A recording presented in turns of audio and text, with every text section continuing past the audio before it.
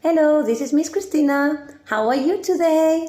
I'm again here with other practical life activities. And today, what I got for you is our dressing frames. Sometimes we have certain bags and clothes that are very tricky to open and close for our little fingers. And this will help us practice.